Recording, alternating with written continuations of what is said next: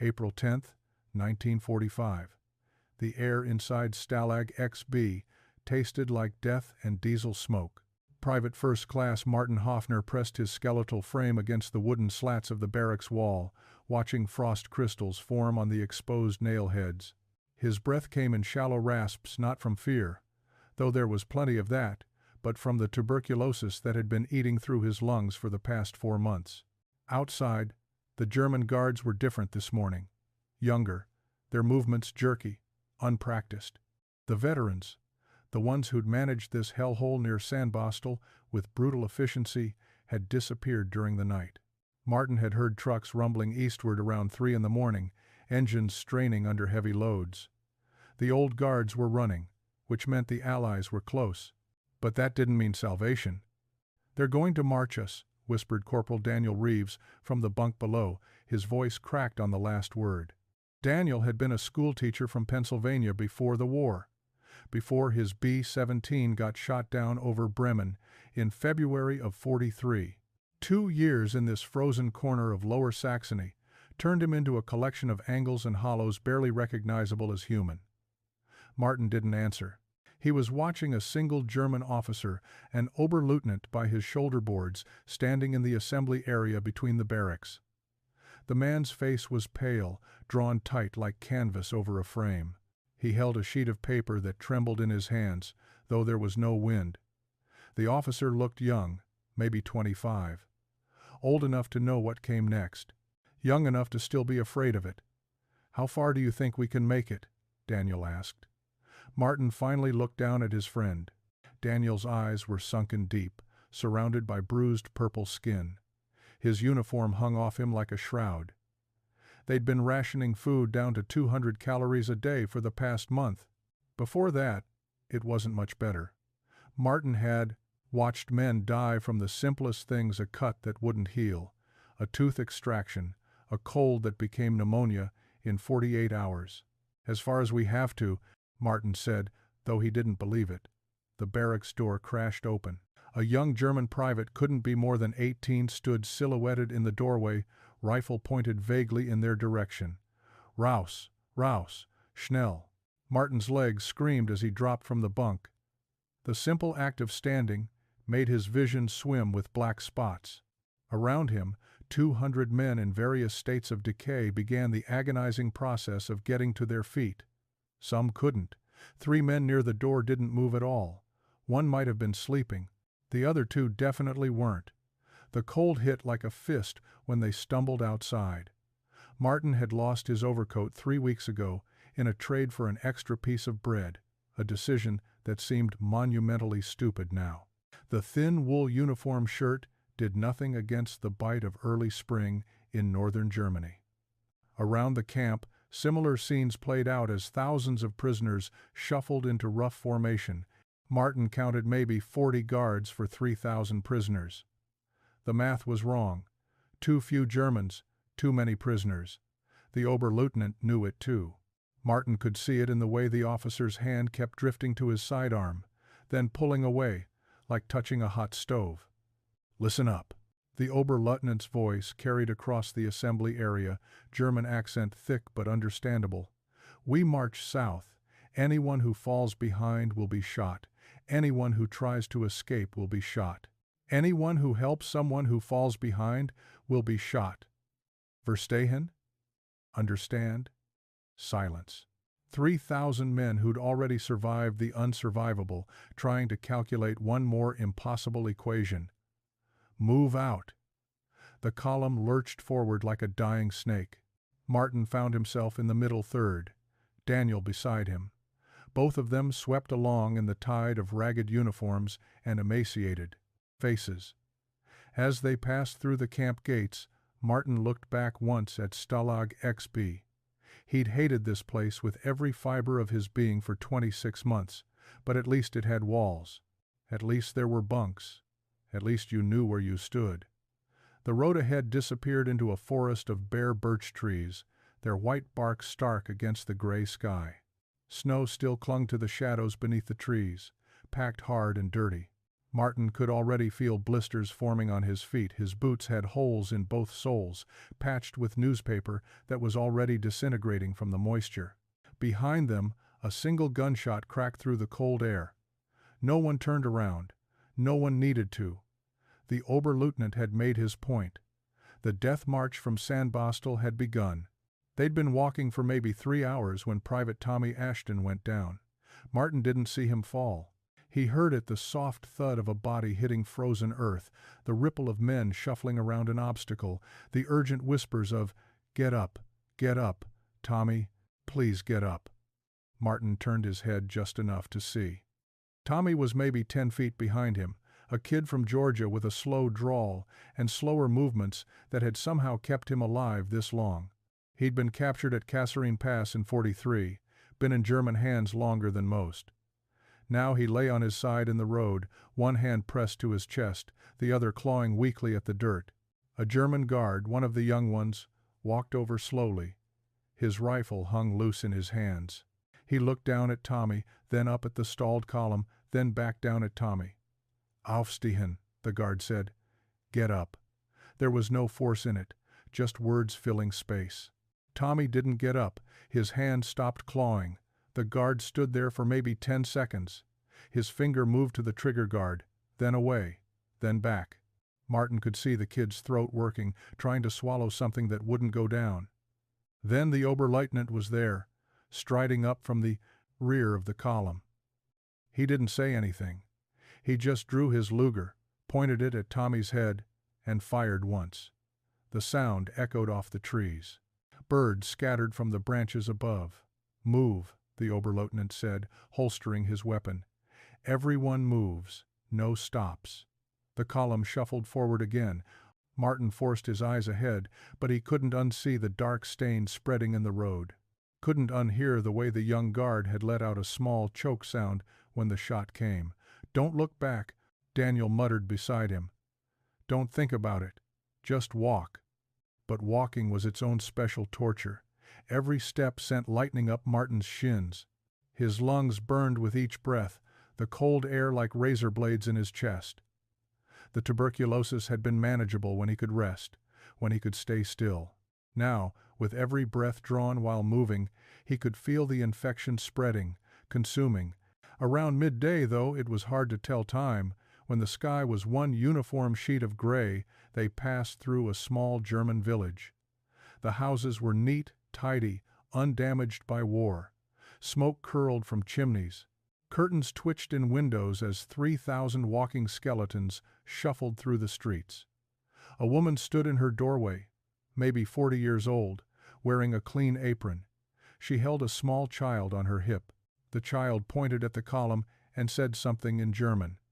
The woman shushed him, pulled him back inside, and closed the door. No one came out to offer water. No one threw stones. No one did anything. They just watched from behind their windows as proof of something unimaginable dragged itself through their streets. Martin hated them for it. Hated their clean clothes and their warm houses and their ability to simply close a door and pretend this wasn't happening 20 feet away. But mostly, he hated that he understood it. What were they supposed to do? Fight off armed guards to give bread to dying prisoners?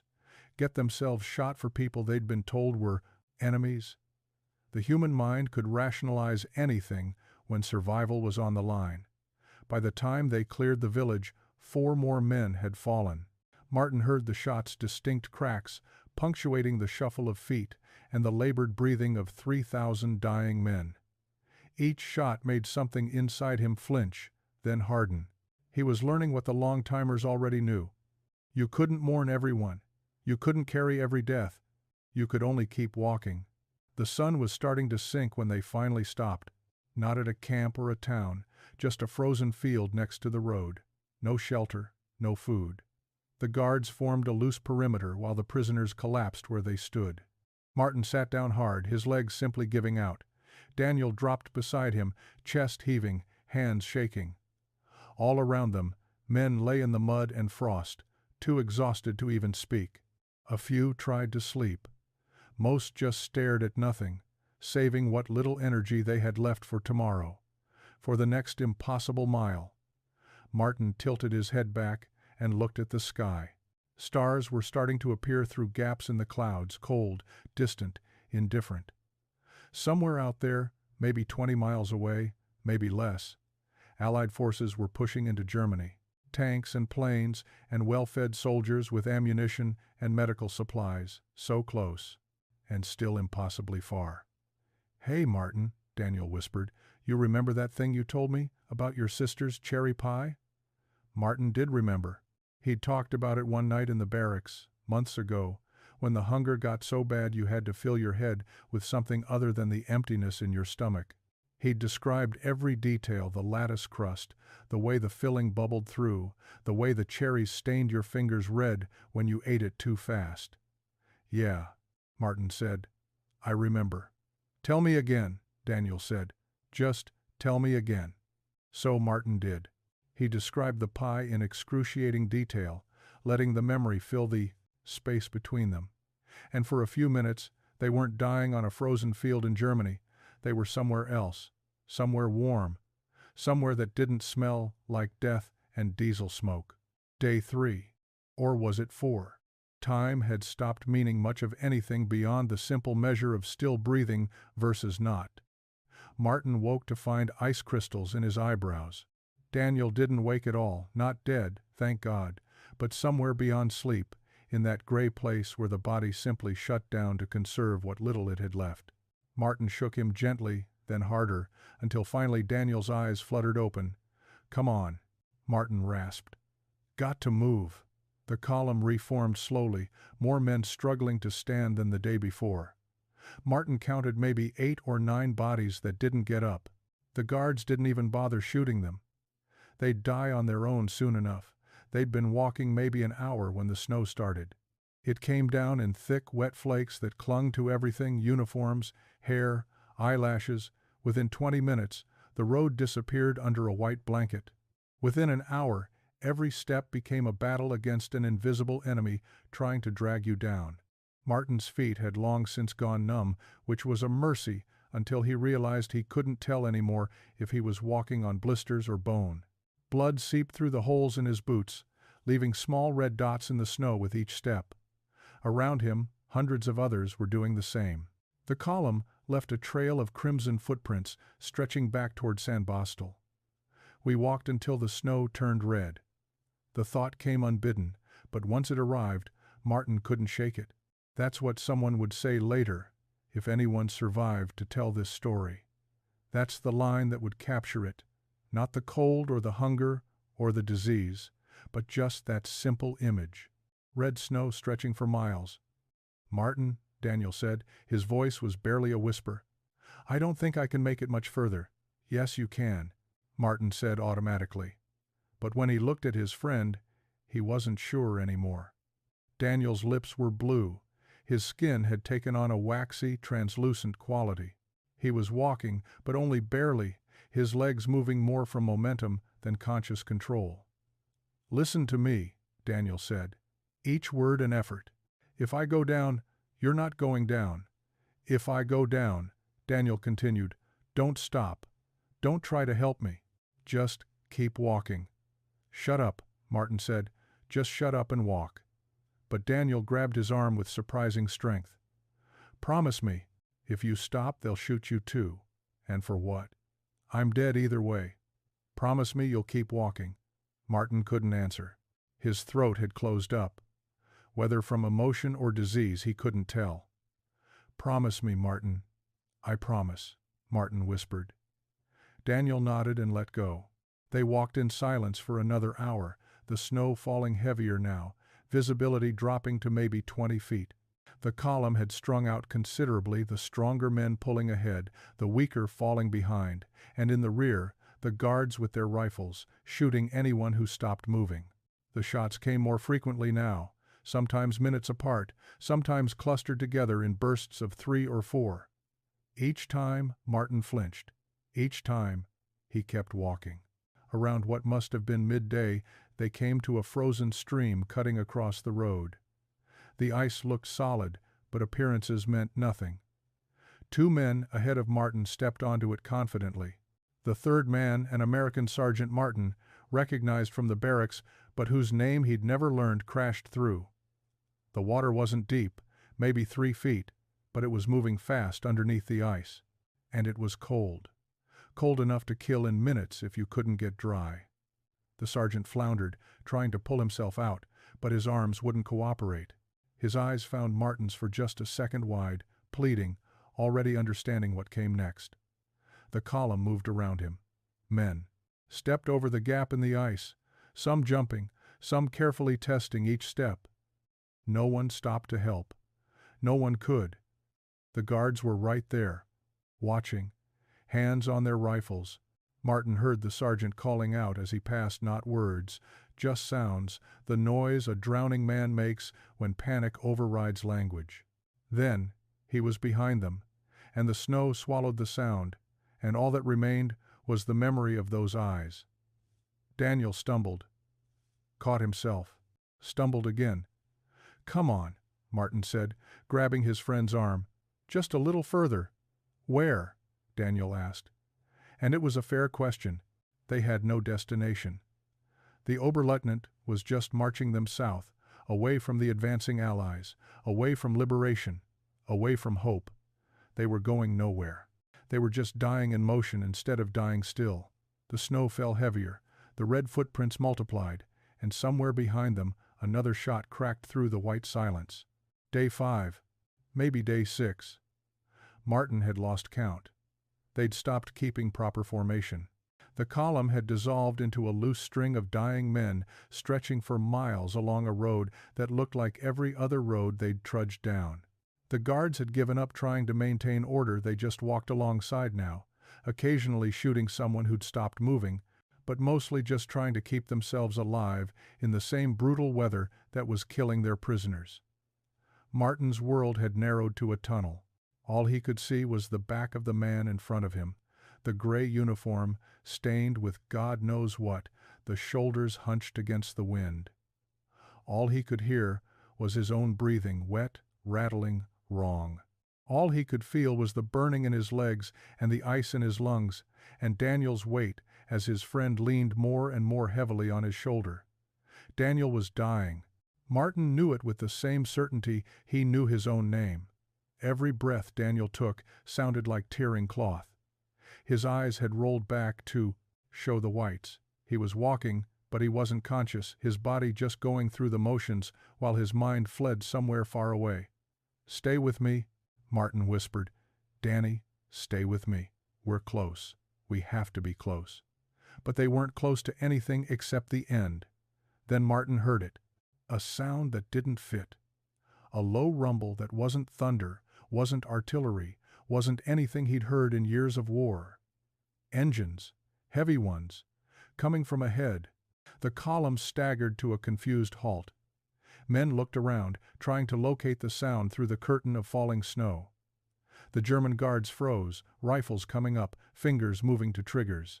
Then they appeared through the white massive shapes, emerging like ghosts. Thanks. American Sherman tanks, their treads churning through the snow, the white star on their hulls, the most beautiful thing Martin had ever seen. For a moment, no one moved. The tanks rolled to a stop 50 feet from the head of the column. Hatches opened. American soldiers climbed out, young, healthy, well-fed soldiers in clean uniforms with weapons and ammunition and life in their eyes. One of them, a sergeant with 3 stripes on his sleeve, looked at the column of prisoners. His face went white, then green. Then he turned away and vomited in the snow. "Oh my God," Martin heard him say. "Oh my sweet God." Behind Martin, a German rifle clattered to the ground. The young guard who'd been trailing them for days simply dropped his weapon and raised his hands, tears streaming down his face. All along the column, other guards were doing the same, dropping rifles, raising hands, some of them falling to their knees. The Oberleutnant stood very still, his hand on his holster but not drawing. He looked at the American tanks, then at his men surrendering, then at the 3,000 ghosts he'd been marching to nowhere. Something in his expression crumbled. He drew his Luger. For one terrible second, Martin thought he was going to shoot into the prisoners one last time. But instead, the Oberleutnant, let the weapon dangle from his finger by the trigger guard, holding it out to the American sergeant in surrender. "Es ist vorbei," the German officer said quietly. "It's over." The American sergeant took the weapon, but he wasn't looking at the German. He was looking at the prisoners. At Martin. At Daniel, barely conscious and slumped against Martin's side. At the 2,000 other men who'd somehow survived this impossible journey. "Medic," the sergeant screamed. "Medic! I need every goddamn medic we have. Now!" More tanks appeared through the snow, trucks, ambulances. Suddenly the road was full of Americans, swarming around the column, trying to help, trying to understand what they were seeing. A young medic with a Red Cross armband ran up to Martin. "Easy, buddy," the medic said. We got you now." Martin tried to speak, but his voice wouldn't work. He gestured to Daniel, who was now completely unconscious, his breathing barely there. "This one first," the medic yelled over his shoulder. "We're losing this one." Hands reached for Daniel, carefully extracting him from Martin's grip. Martin wanted to hold on. Wanted to tell them about the schoolteacher from Pennsylvania who'd kept him sane for 2 years, who'd shared his last piece of bread, who'd made him promise to keep walking. But his legs were giving out. The tunnel vision was collapsing to a pinpoint. He felt himself falling, felt someone catch him, felt strong arms lifting him into a truck.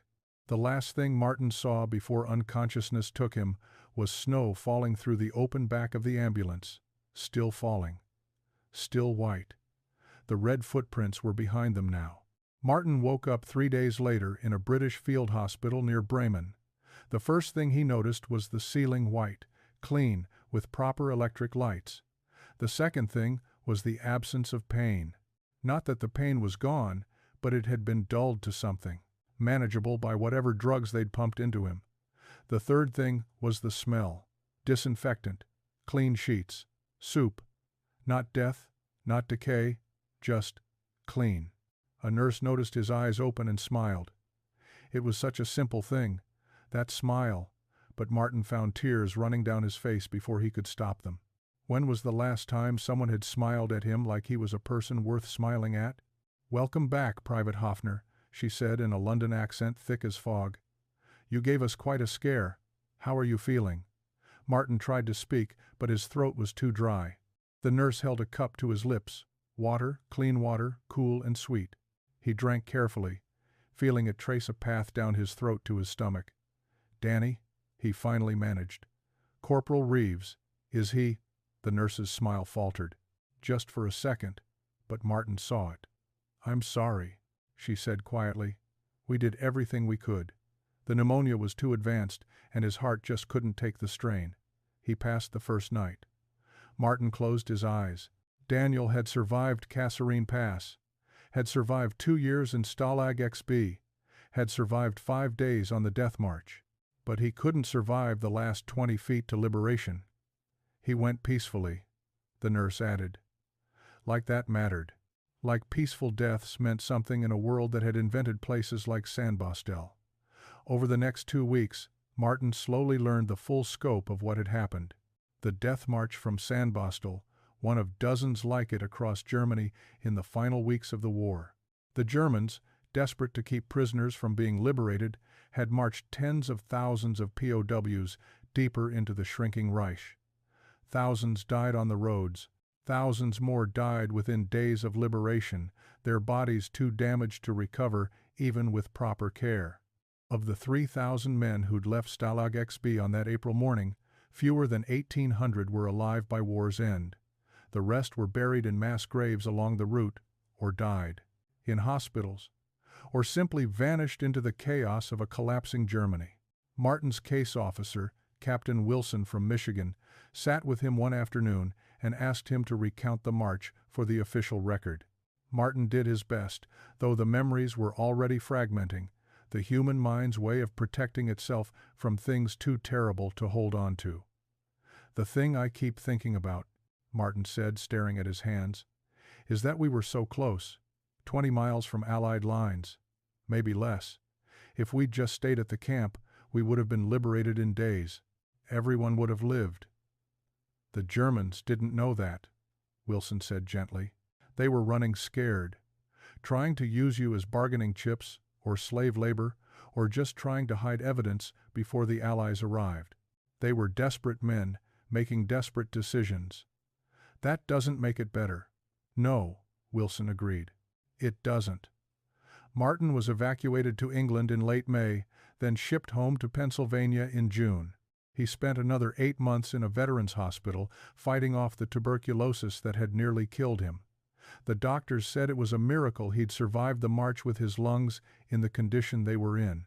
Martin didn't feel miraculous. He felt like a ghost who'd forgotten to die. He got the letter from Daniel's parents in September. They'd tracked him down through the Red Cross, wanting to know about their son's last days. Martin sat down and wrote them a long letter describing Danny's courage, his kindness, the way he'd kept other men's spirits up even when his own body was failing. He didn't tell them about the promise, about how Danny had made him swear to keep walking even if he fell, about how Martin had kept that promise, had stepped over dying men and heard the shots behind him, and kept walking, kept walking, kept walking. Some truths were too heavy to share.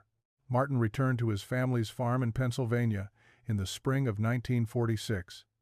The cherry tree in the yard was blooming, pink petals drifting down like snow. His sister baked him a pie with the first cherries of the season, just like he'd described it to Danny in that frozen field in Germany.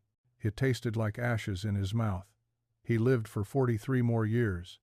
Married, had 3 kids, became a machinist at a factory in Pittsburgh. He never talked about the war. Not really. When people asked, he'd say he'd been a POW in Germany, and most were polite enough not to press. But every winter, when the first snow fell, Martin would stand at his window and watch the white flakes accumulate on the ground, and he would remember a road in Germany, red footprints stretching for miles, the weight of a dying friend on his shoulder, the sound of shots in the distance, the walking, always walking. On his deathbed in 1988, with his children gathered around him, Martin's last coherent words were in German.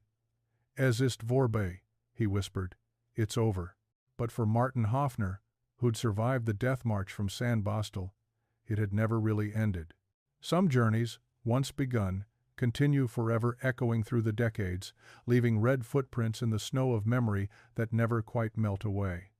The walking never stops. You just get better at pretending it has.